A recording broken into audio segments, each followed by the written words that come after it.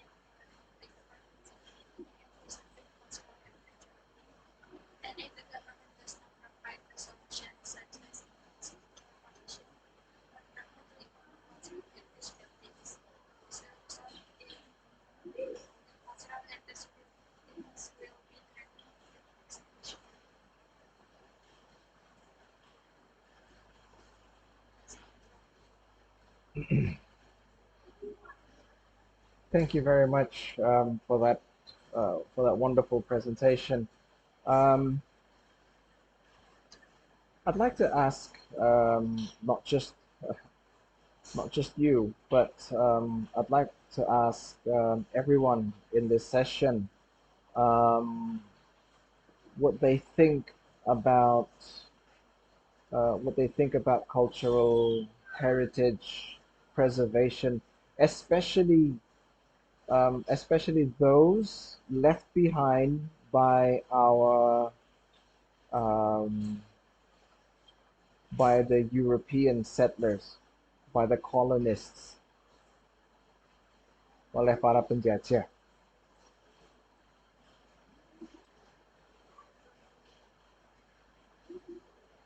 What do you guys think?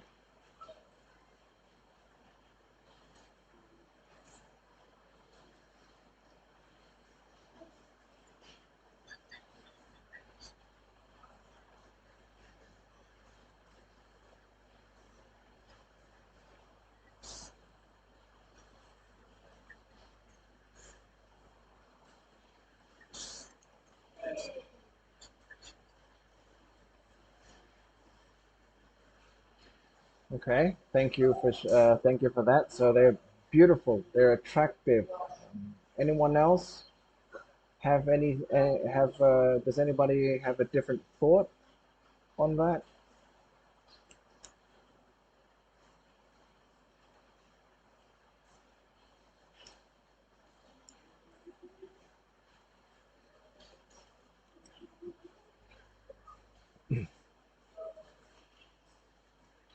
can I please have can I please have the slide go back to a description of Banten?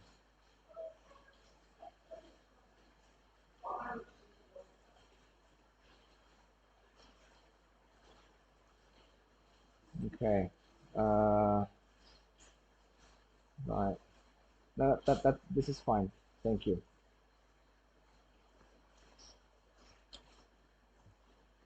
Other than beautiful, uh, what else do you feel when you look at when you look at old colonial buildings?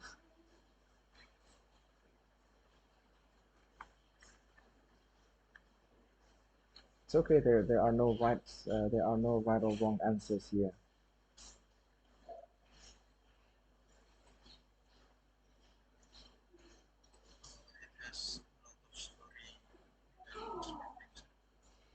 Okay, there's a lot of stories behind, and that's true. Um, some some people feel very strongly towards towards old colonial buildings. A long time ago, I think it was during year, my last year studying architecture. So around 2004 2005, um,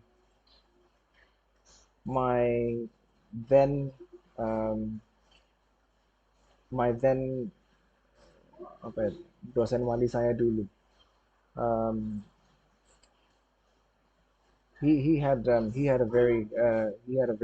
very strong opinion about colonial buildings. So at one time we had a guest lecture from a Dutch historical society, um,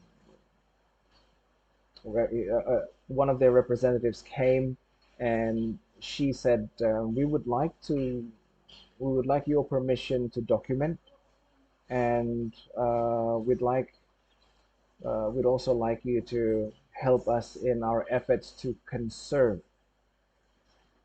to preserve uh, old, to preserve Dutch buildings in Dutch buildings across Indonesia, because they're also not only they're doing this in Indonesia, they're also doing it in other parts of the world where they have settled. And so my teacher said, why should we help you preserve the buildings that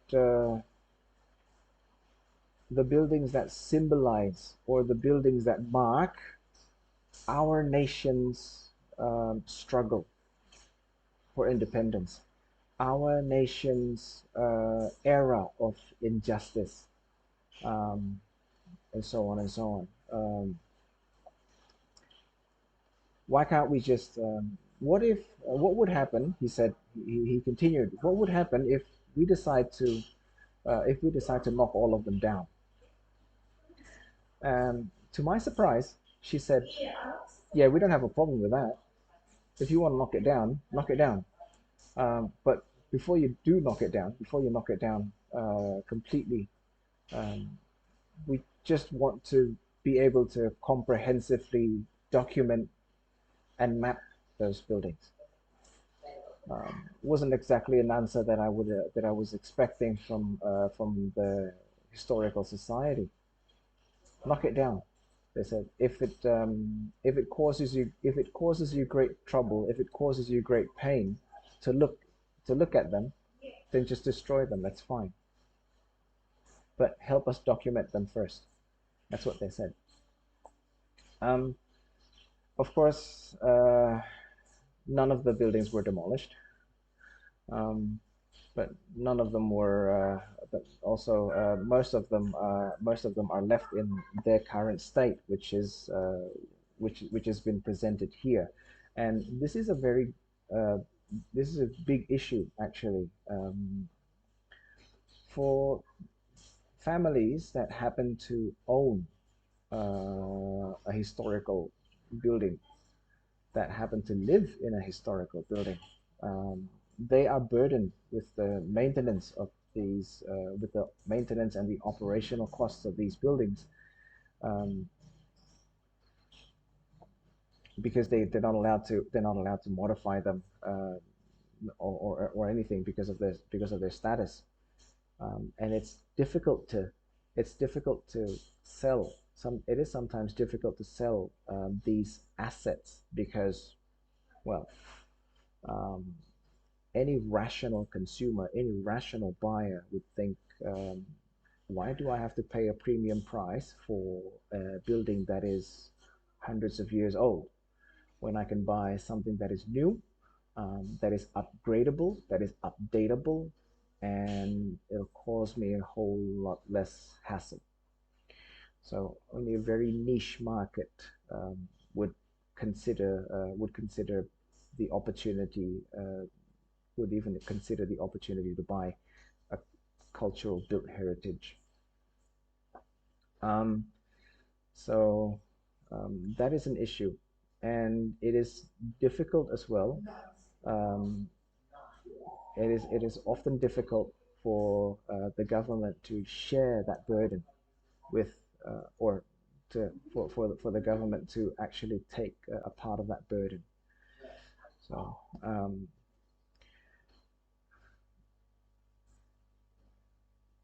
an earlier discussion with the an earlier discussion with the previous class mentioned something about, um, why do we have to go through all the trouble of uh, registering these old structures, these old buildings into the UNESCO database, and to gain recognition. He said, uh, to gain recognition from UNESCO and other governing bodies. Why should we even bother?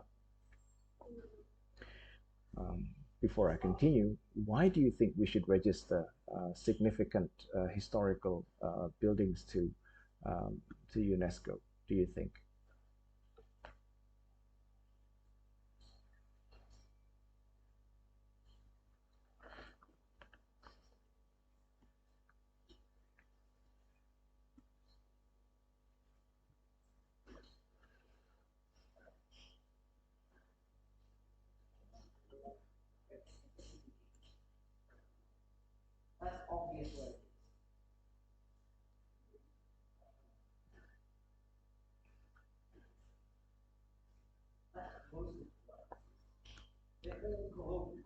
Nobody? Nobody care to give it a try?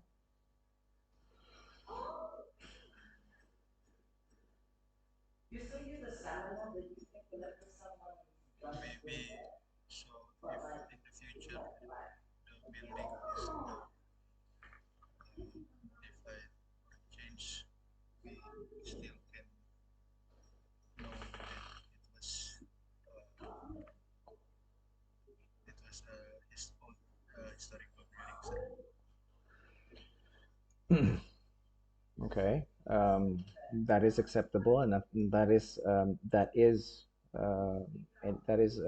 the idea of the documentation efforts. But let me share with you something that I don't really that I don't really share with anyone else. Um, but I think this serves as a good illustration. Um, just a while ago, I was entrusted by our head of department to lead the international accreditation team. So, which we are currently trying to gain recognition from an international accreditation board, um, from a European, more specifically from a German accreditation board, ASIN, ASIIN, ASIN, salty. So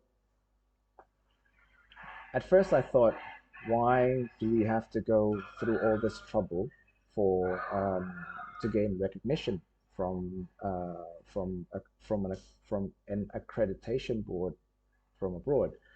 Um, because the process is actually quite simple. Um, Anybody who would like to get accredited must compile a self-assessment report document. And whatever we say in that self-assessment document has to be backed up, we have to provide proof or evidence for this, for anything that we say. We have to provide evidence in the form of appendices, so Appendix 1, 2, and 3, and so on. So um, since this is a self-assessment report, we can say anything that we want. We can baffle them with bullshit, so to say.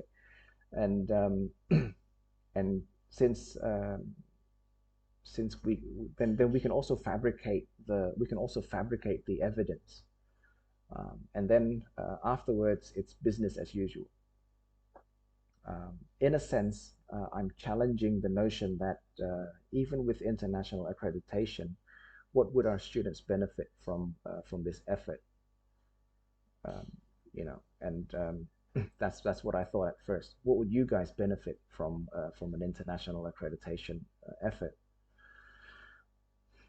I mean, directly benefit directly. And a few days after I was appointed, my an old friend of mine contacted me, and he said he was an old friend from my days pursuing my master's degree, and we both graduated at approximately the same time in 2008. And then I subsequently went back to Indonesia. He went back to India, and then he moved from India to Toronto. And when he was trying to apply for jobs in Toronto using his master's degree, which he attained from Germany, a lot of the Toronto-based firms or Canadian firms say that we can't accept your qualification because it doesn't have a Canadian accreditation, whatever. And so I thought, and so he had to start everything from scratch. His master's degree or his master's certificate was not accepted. His undergraduate certificate was not accepted, and so he had to start from scratch. But now, years after that, now I think a couple of years ago, he applied for a planning license or planning certification from the Canadian Association of Planners, or something equivalent to that. And so I thought, okay, well, with the program accredited, when our program is accredited internationally, at least with the ASEAN accreditation, um, when you graduate from our department and you have that label in your on your diploma, if you apply to Europe for a job, if you apply to Europe to study and so on, it would make it easier for you. So it's not a direct benefit; it's an indirect benefit. Same goes with cultural heritage structures, cultural built heritage, or cultural heritage assets. When we try to gain recognition from cultural heritage bodies or organizations, global, international or global organizations, it's similar to that similar to the accreditation thing. The previous discussion revolved around Kota Lama Semarang, and so if the buildings can gain UNESCO recognition, then the building owners can perhaps access UNESCO resources to help them with the maintenance and the upkeep of their cultural assets or of their cultural heritage assets. And that means that there is less burden on the owners and operators. There is less burden on the government, on the city administration, because they now have access to these resources. So at first, you might think that well, just destroy them all. But if you destroy them all, then there is a good chance that you're actually throwing away the opportunity to access resources through these old buildings, these old structures that the Dutch colonists left behind because they couldn't take them with them when they left Indonesia. It's too big, it's too heavy.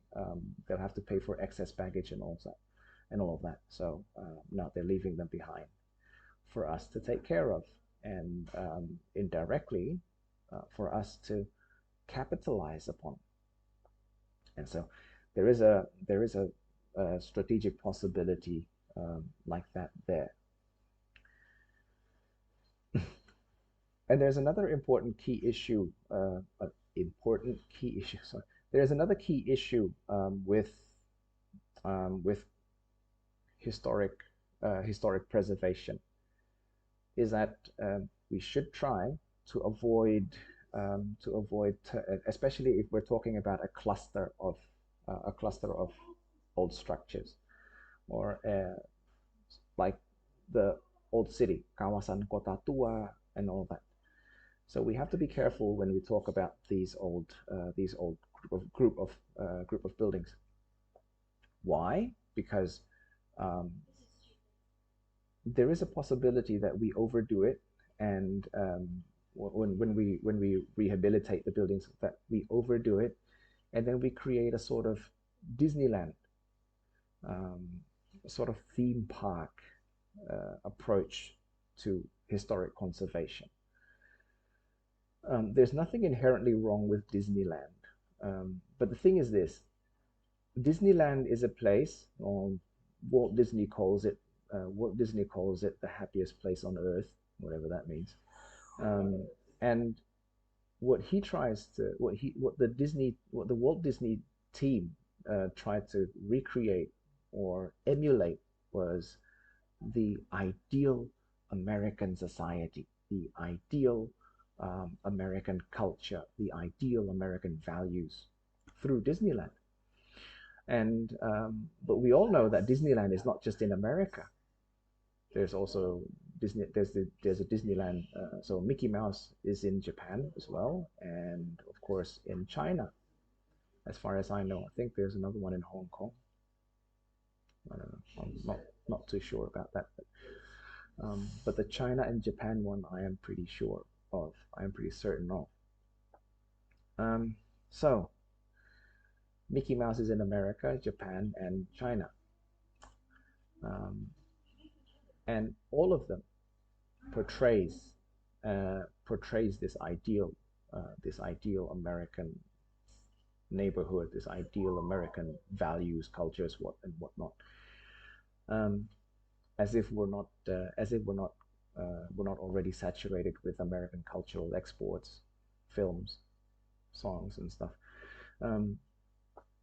But the Disney Imagineering team argues that well, we're giving the opportunity of people abroad to experience that, to experience the Disney magic, whatever that means, and to experience this idealized American culture, American values, this idealized American values, without having to leave their country.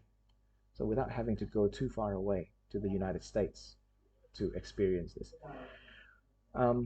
In a way, if we come back to the cultural heritage theme, then historic places in the city serves as that time capsule, as a time machine, time capsule equivalent, that allows today's generations to experience or to reflect on past events, to to a certain degree get in touch with their past and understand what makes them what they are today. Now, with the colonial buildings, I know it's a reference to our nation's unwanted past, so to say. It may remind us of, sorry, it may remind some of us of a time where a time of oppression. It may remind us of a time of injustice, a time of suffering. Um, but ultimately, it reminds us of a time, of a period in our nation's history that we do not want to come back to, that we do not want to experience again. It's a stark reminder. They may look good, they may look pretty, the buildings may look good, may look pretty, but they are silent witnesses to bloodshed, to blood, sweat, and tears, to the blood, sweat, and tears of our ancestors, mostly blood. So, again, we should, in my opinion, we should keep them. Um, we should repair them, restore them, the, any any way we can to get that status, uh, to get the UNESCO status, to allow us to access previously inaccessible resources for the benefit of our own society, of course, because our ancestors have suffered so much, anyways. Our ancestors have suffered so much during those days. So we're trying to make good or do good by them. Um, and if these and if these cultural heritage or cultural built heritage structures still exist and they're well kept, tourists, tourists, domestic or international tourists um, will come, and with that traffic, um, it will become a tourist attraction. And if it can generate that sort of traffic, that sort of attention, it can also benefit not only the owners of the building or the group of buildings, but also to the greater society in general. Better economic opportunities and so on and so forth. So um, it's a lot of things. So on one hand, it's a dark time, it's a dark period. But on the other hand, it also presents us with an opportunity um, with an opportunity to capitalize on.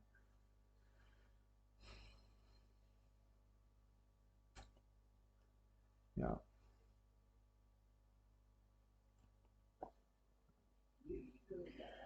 We still have some time before the next presentation. Would anybody else care to add to that? I just want to say that I agree with your opinion, sir, about like the Disney World thing, sir. I think many of the restorations of the modifications of the old colonial buildings are overdone, sir.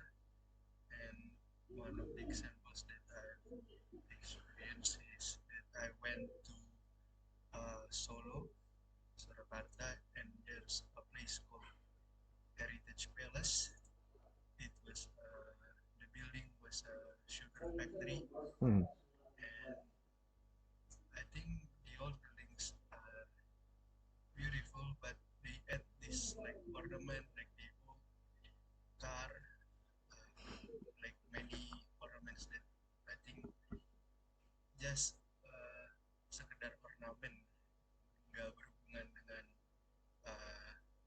was not connected with the building. Whereas that I went also there's another former sugar factory in Solo called the Cholo Madu. Yeah. It was restored and now became a museum. And I think I prefer that kind of restoration, sir, because they didn't put like ornament that make the area, I guess, a little bit weird, sir. Or maybe the term that I found it perfectly is alay, sir. Okay. I guess I just want that opinion of. No, and that's an excellent point to make. I'm gonna put here alay kitsch in the messages. So with the with the Disney with the Disneyfication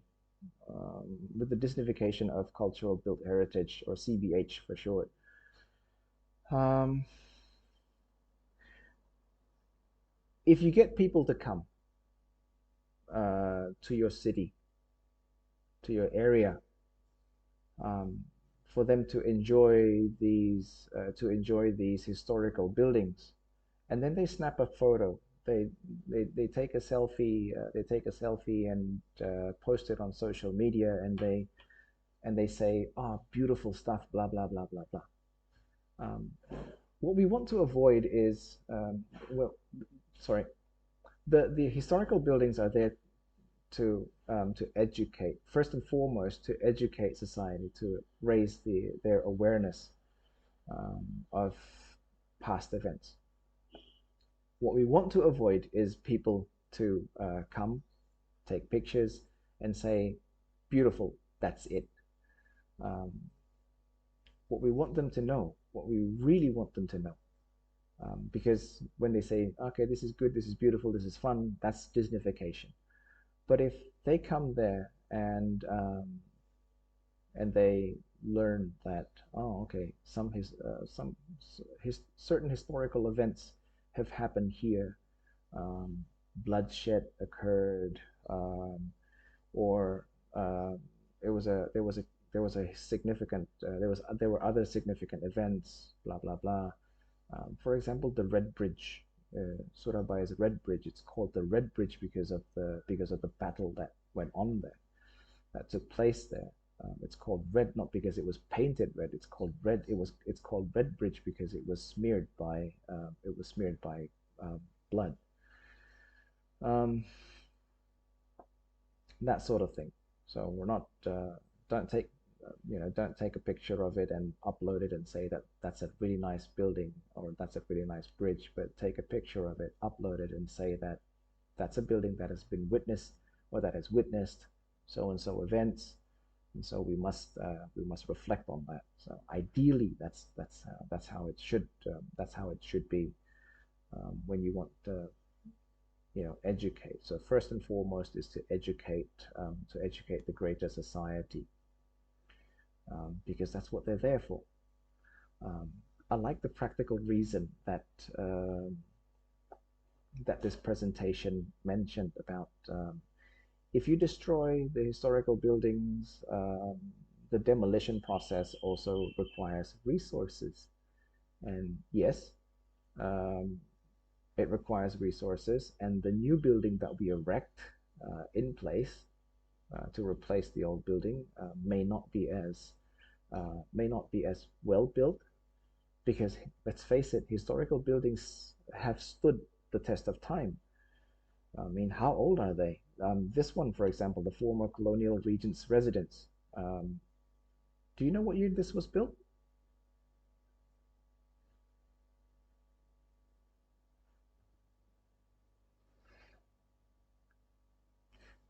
How should I call you, Atifa or Nanda?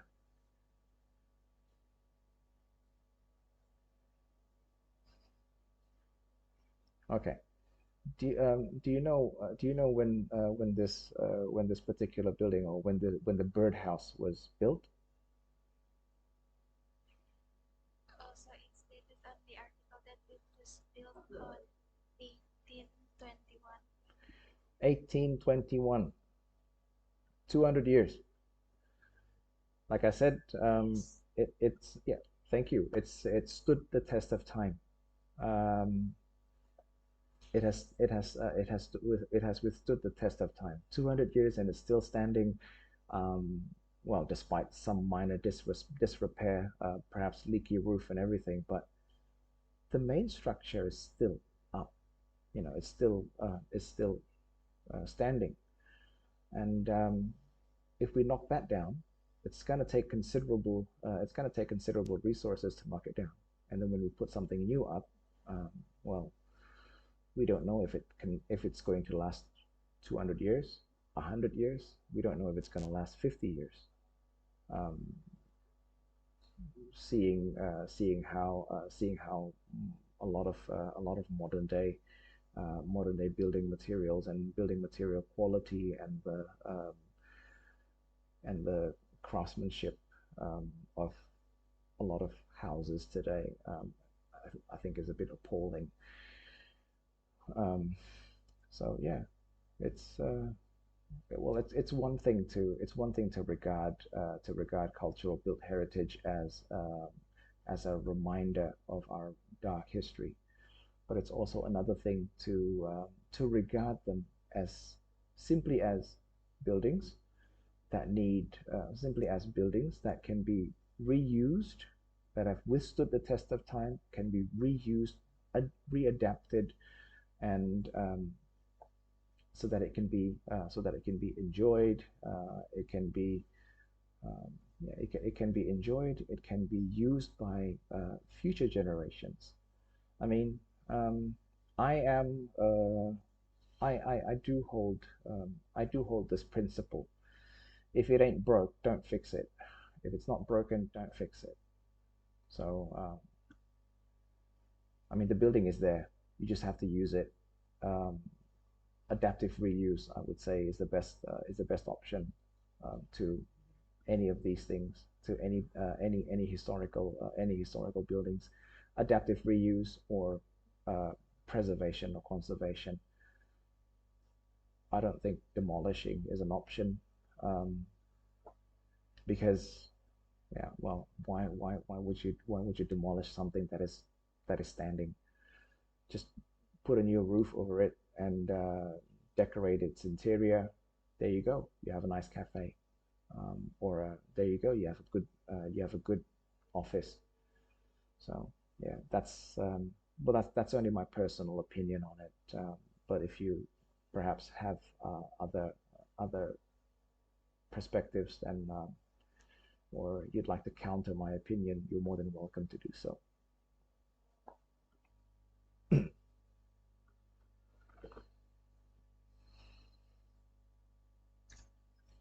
I would like to ask. Sure. I would like to know whether are there any like incentives that the government gives for the owners of these old heritage buildings, because uh, in the context of preserving it, because usually these old buildings have more strict restrictions on what we can do about it. Like maybe we cannot change the layout or maybe the facade. So are there any incentives for the owners to preserve the buildings maybe? Maybe Atifa mentioned it in one of her slides. Did you?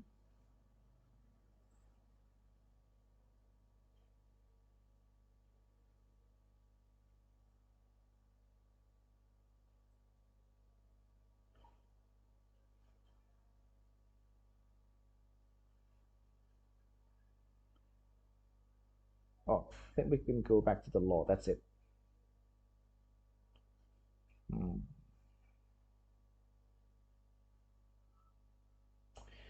Okay.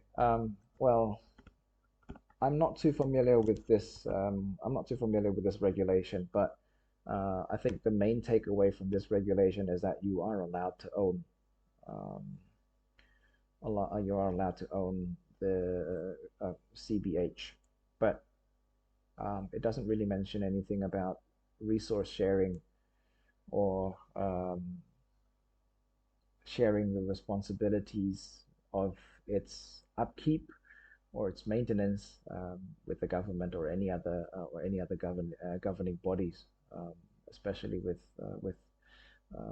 regards to incentives and everything. Because if there were any incentives, then it would be then I think we would see a lot. It would be very common to see historical buildings in real estate listings, for example.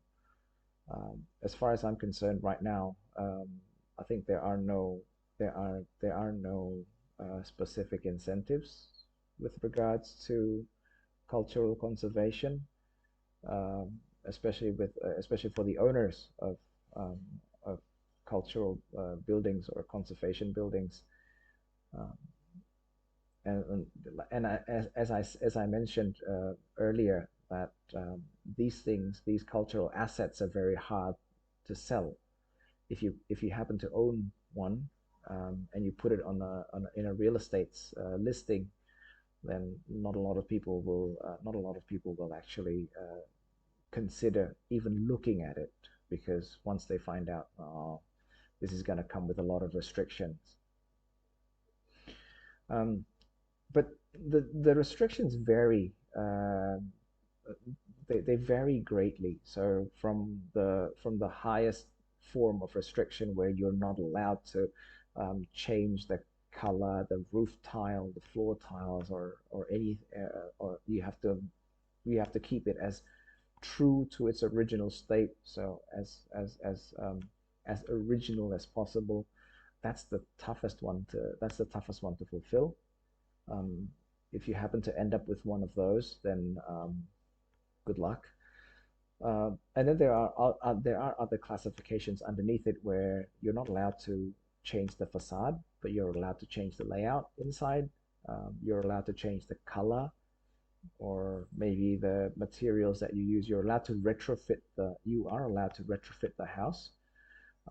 For example, why did I mention retrofitting? Because these old structures have very old utilities. So old pipelines, old electrical installations, which are by today's standards just they're not they don't meet the standards of today. So you would need to upgrade those things. So when you upgrade those things, then of course you're taking away some of its originality. For example, the plumbing system. Um, if the plumbing system still consists of lead pipes, then lead pipes have to go because of the risk of lead poisoning, obviously. So lead pipes have to go. Either you replace them with piping or copper piping or PVC piping. But that takes away a lot of its originality. Um, and then with electrical systems, you don't want to you don't want to live in a house with a with a cable system that is 200 years old already. That just that because that is fire hazard. You're living inside a house or a structure that is a fire hazard. So you have to upgrade those things. Um, so I don't. It's just it really depends on what category of cultural building that you own. Um, I think the second or the third tier or the third categories are a lot easier to deal with because you don't really have to keep it to its original state as much as possible. Um, but coming back to incentives, as far as I know, I don't think there are incentives. Maybe there are tax incentives, but the I don't think the tax incentives are significant, um, are so significant that they that they generate uh, that they generate an interest in hunting down cultural buildings or historical buildings for the general public to flip, restore, and sell on the market again. So no, we can do better, I'm sure.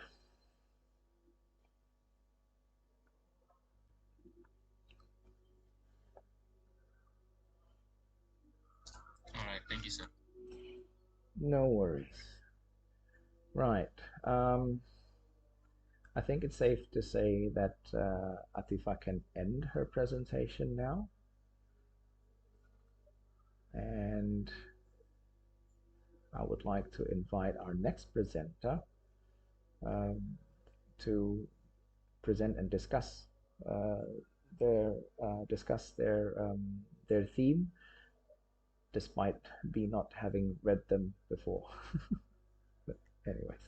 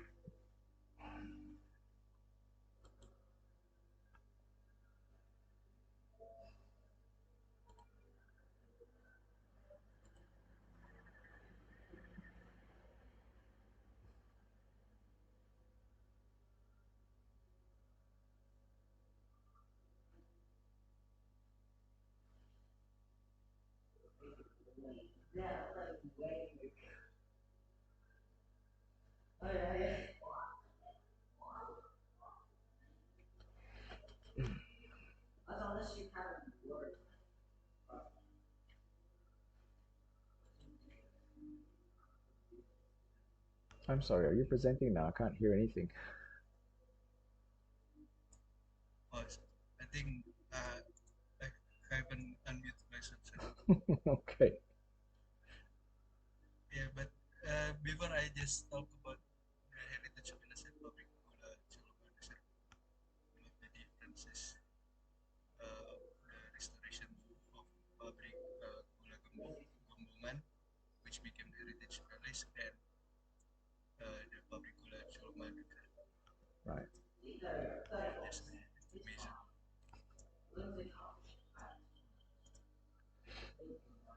But can you now see my screen, sir?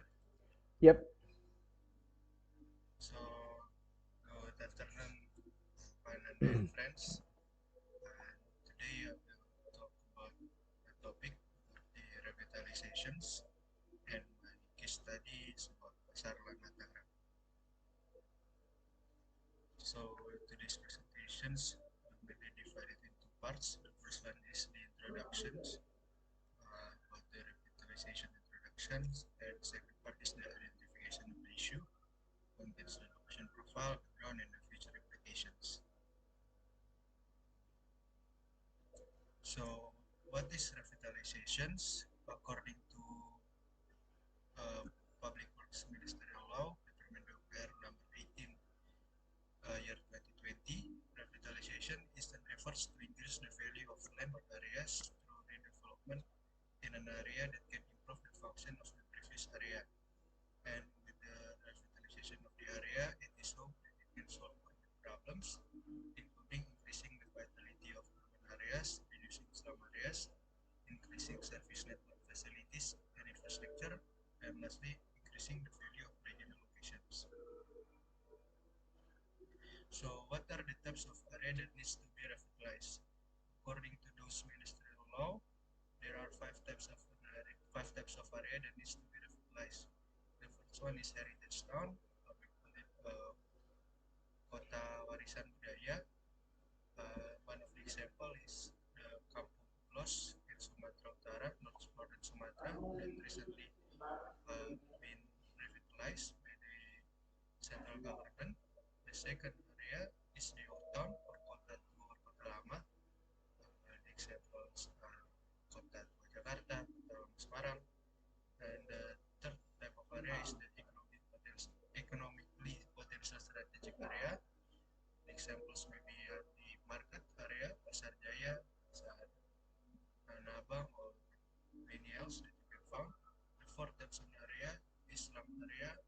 lastly, the stagnant area or settlement.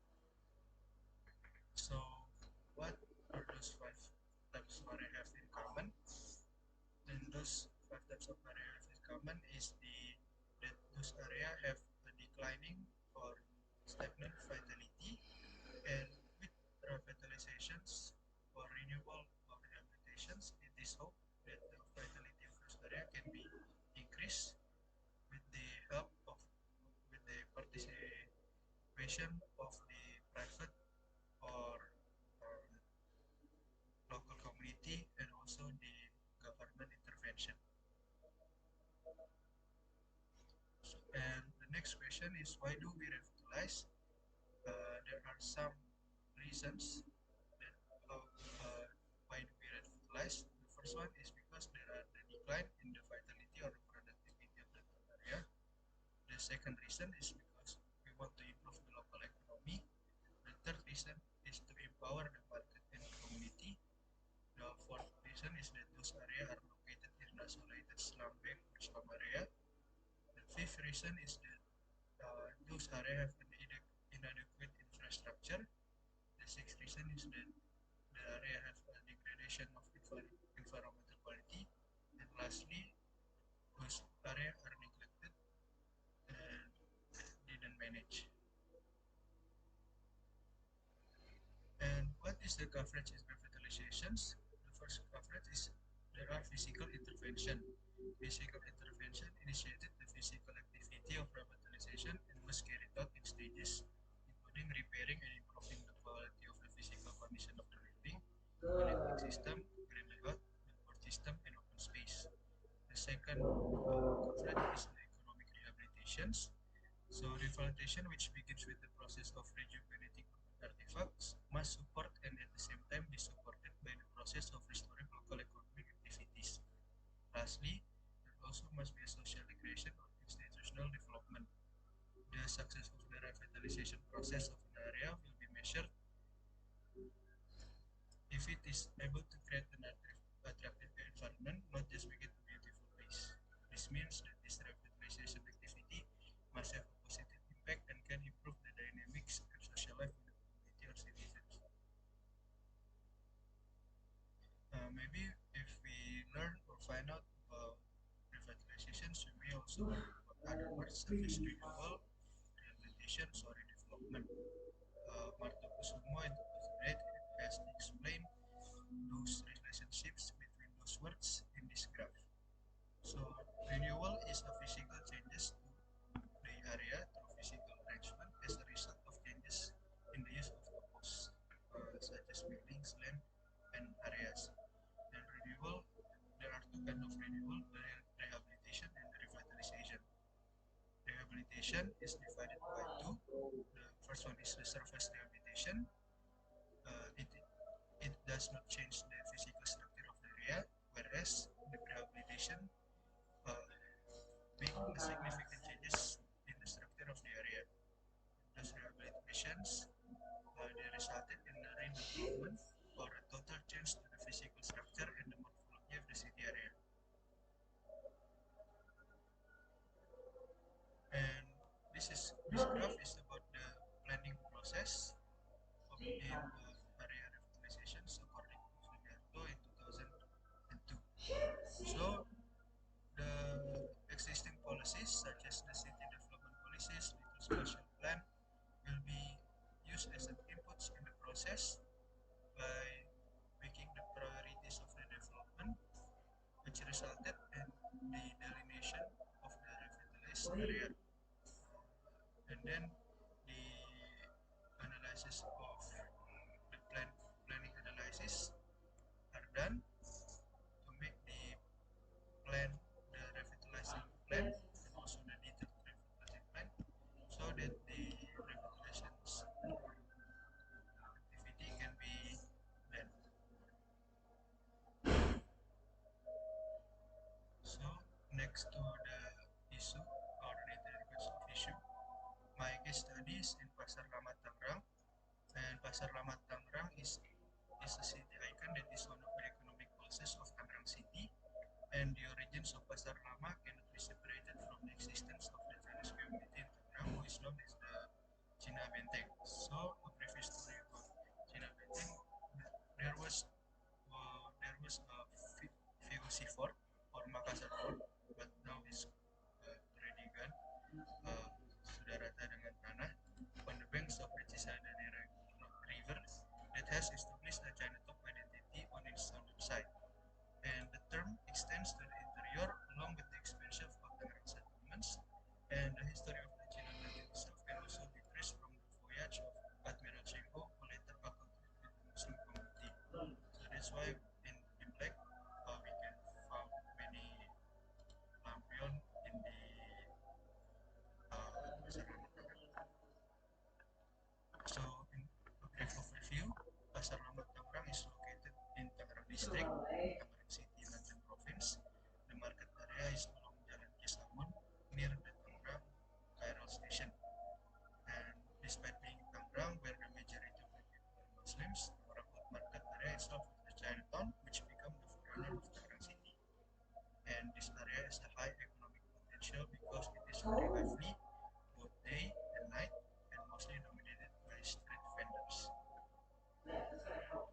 Here are the maps of the Jalan Kisamun market area that are represented in yellow line. You can see that the area also near Tangerang Kairal stations, and also we can find the Boentek Biok Chinese temple, which is one of the oldest temple in Indonesia.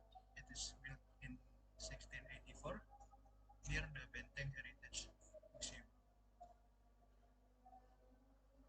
And this picture shows a glimpse of the Tangerang market conditions at night. And this is the background, the existing problems that we can find in Pasar Lama Tangerang. So actually the revitalization of the old Tangerang market, Pasar Lama Tangerang, has been planned from a long time ago, but the results have not been felt until today. You can see from the news headline on the right side, it said the 23rd of September 2014. So actually the revitalization agenda have been planned from a long time ago, or maybe have done, or have already been done, but the result have not been felt until today. So the problems that arise in the Pasar Lama Tangerang area are the lack of management and the lack of facilities and infrastructure. This causes the area to look shabby, dirty, and messy. And one of the contributing factors is the presence of street vendors, PKL, according to Handaya et al. In 2017.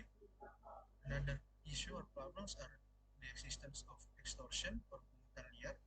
It is also often becomes a problem that harms the community and reduces the image of Pasar Lama Tangerang. And recently, extortion cases occurred again and became the reason for the amount of the street vendors. This is what I quoted from the news, from Tribune News. Kombes Pol Komarudin, which is the Tangerang Metro Police Chief, said that from the information that they received in one night, there could be up to 20 people who put money to traders, and the traders were different. So it is one of the major problems in the Pasar area. And with this, if these problems are not immediately addressed, the viability of Pasar will decrease. Because the first thing is the appearance of an unattractive market will reduce the number of visitors, and extortion will hinder development. This is because the illegal levies will not go to the government treasury, but to the private treasuries of one individuals. And lastly, the existence of extortion will also lead to the reduced public trust in the government. I think that's it for my presentations. Do you guys have any question? Here are some of the references. Thank you very much for that.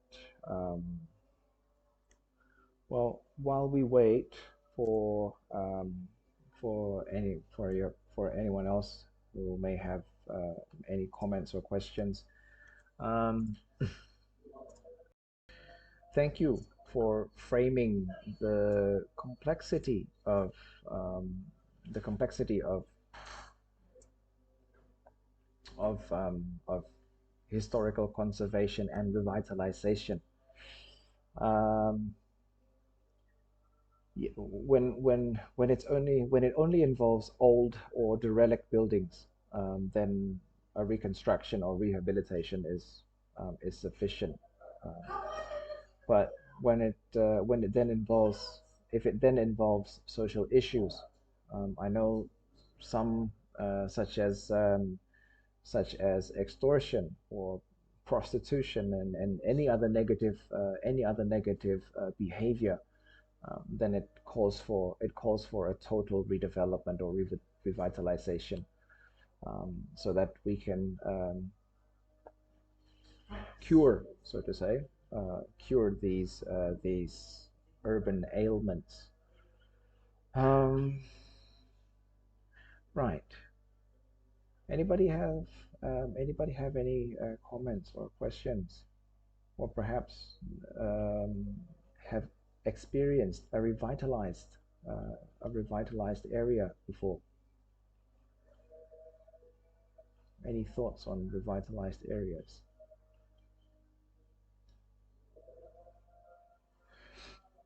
I know. I think Amsterdam's red light district has been shut down, and I think that area is being revitalized as well, or it has been revitalized or repurposed for other more socially acceptable activities.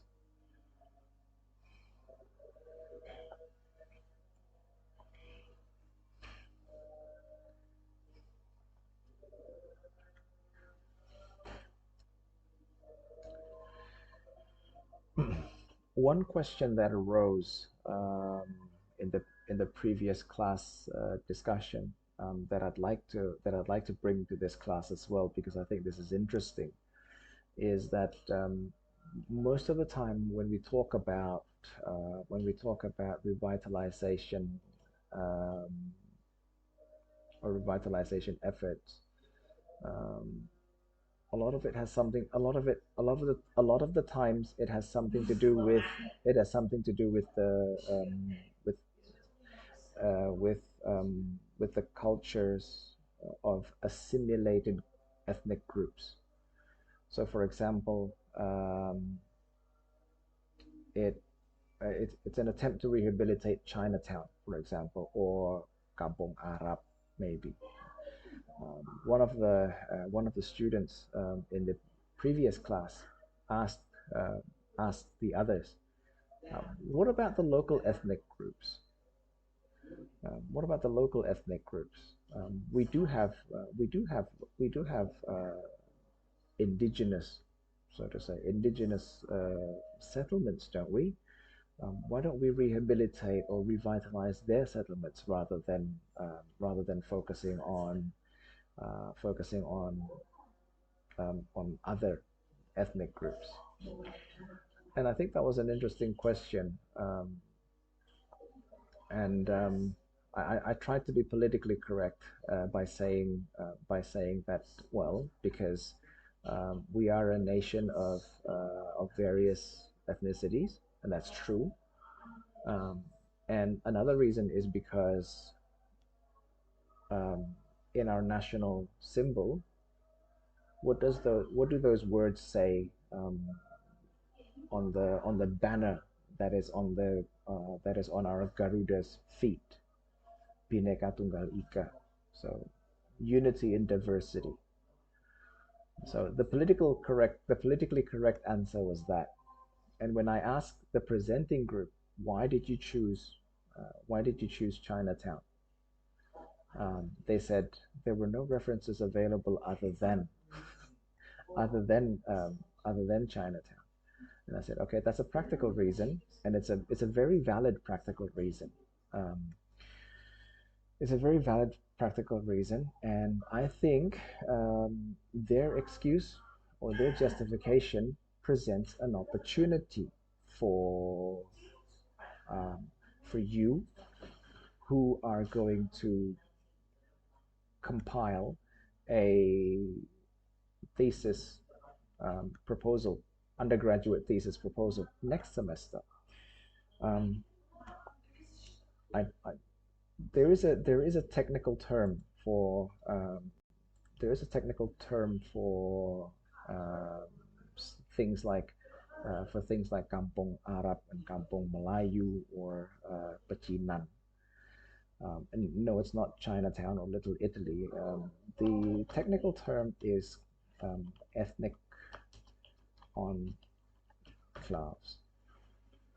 That's a technical term that you can see that in the in-call messages. Ethnic enclaves. Now, if we can, if if the previous if the previous class or discussion or the previous presenters said that we couldn't find any references that that focuses on indigenous ethnic enclaves, like for example Kampung Madura. There aren't any or there aren't enough literature on these indigenous settlements or these indigenous ethnic enclaves. Then that means that presents a wonderful opportunity for you to perhaps not propose a revitalization project for your final assignment, but to propose a documentary effort. You document, you map these ethnic enclaves within a city, your hometown maybe. So not so you know exactly the demographic distribution of different ethnic groups, which I think that would be a very interesting project to do. And I think that's very doable in the duration of I don't know 16 weeks for seminar, 16 weeks for tugas akhir, 32. So in the I don't know 8 months time frame that you have, that's very doable. I think you can gather historical data, historical records to help you plot out and map, identify, plot out and map these ethnic enclaves, and that way you'll be contributing to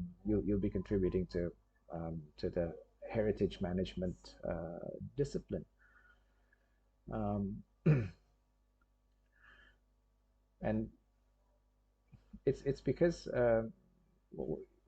with ethnic groups and with revitalization efforts with humans, it's hard to really put a formula, is it? No, that's not what I was trying to say. Scratch that, forget it. But yeah, ethnic enclaves, document map. That would make a really cool final assignment project.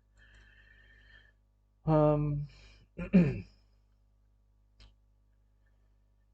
and with revitalization, it's a lot more complex than I think. I think it can be a lot more complex than heritage preservation and conservation, because a lot of the times it involves social issues, social approaches, um, changing people's behaviors. So it's a lot more it's a lot more it's a lot more effort is involved, rather than just providing them with facilities. We'll provide more open public spaces over here, provide them with parks over there, with utilities here, and so on. It's a lot. It goes a lot deeper than that. Um, I don't know if there's any documented, if there are any documented evidence of this, but what do you think would happen if the area that you're trying to revitalize, once you implement the program, but the cultural values that you're trying to revitalize, um, instead of it flourishing, it continues to diminish and then it disappears entirely. So the very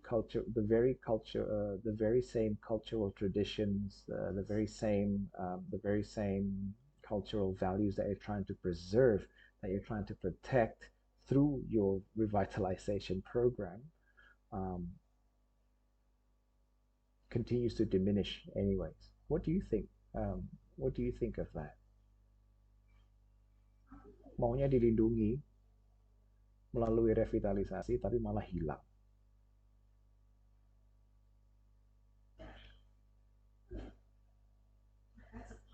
Any thoughts?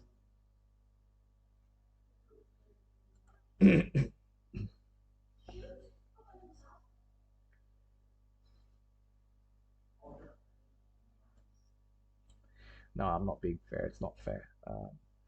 It's a very difficult question to ask you guys to answer in such a short time frame.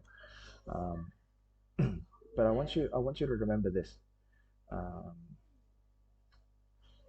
Throughout our lives, at an individual scale, throughout our lives, you, me, and everyone else in this class, um, we experience changes, we experience growth and development, and throughout this growth and development phase, our mindset evolves, changes, our values shift. Um, it shifts with the experience that we gain throughout our academic life, throughout our journeys. Perhaps if you had the opportunity to live abroad, or even if it's not abroad, in a different area to where you were born. If you had the chance, the opportunity to move around from one city to another, in even in Indonesia, there are stark some subtle differences that will shape your values and make you who you are today. And then in another 10 years, you probably find yourself evolving and changing, and so on. And perhaps throughout our lives, our values have shifted so much that the initial values that we came to be, that we were introduced initially to, um, have perhaps changed so much that we don't recognize those old values anymore. Same with revitalization, same with urban life. Society changes, societal values change. What was once accepted socially may not be accepted socially now. What was once accepted socially 20, 30 years ago may not be socially accepted now. The public consumption of alcohol, for example, in Australia, in 1990s, early 1990s, 1991 to to the mid 90s, 1995, 1996, it's still okay for people to walk around with a bottle of beverage in their hands, be it beer or any alcoholic beverage. It was socially acceptable back then, 30 years ago. Now, nowadays, walking around with a beer bottle in your hand, you consuming it in front of public while you're walking towards your bus stop, can get you in trouble with the police, because that is no longer a socially acceptable behavior. So in 30 years, the culture has shifted, the values have shifted. That's an extreme example, or that's a not extreme example. That's a minor example. I think same here. I'm sure there are a lot of changes, although I haven't really seen any really fundamental stark changes. Perhaps in I don't know, changes in parenting values among Indonesian parents, for example. Um, but my point is, society changes. We change as individuals, and society changes as well. So the city evolves as well, following societal changes. It adapts, and perhaps the very thing that we're trying to protect, either one, will continue to diminish because of the societal changes, um, or two, it's shifted so much that we can't reverse it anymore. For example, if um,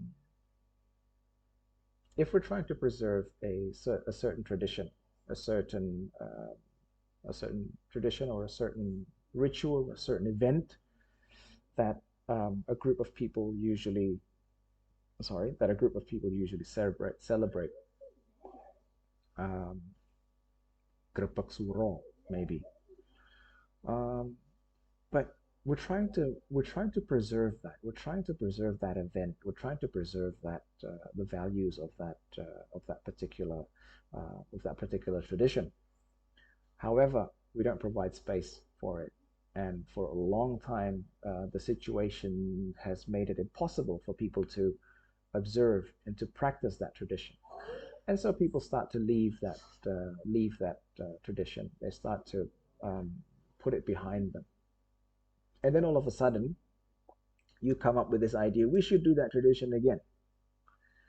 Well, perhaps it's too late because people have already left it behind and perhaps they see it as something pointless. There's no point in celebrating anymore. There's no point in doing that anymore. It's not doing us any good, for example. So big cultural change, big cultural shift. For example, I'm not saying that whatever traditions we have is pointless. No, but if if that happens, perhaps it may happen someday that we can't that perhaps some regions, some cities cannot accommodate that, and that would be sad actually. But anyway, enough of my rants. Really, nobody has any questions or oh goodness me, any questions or comments?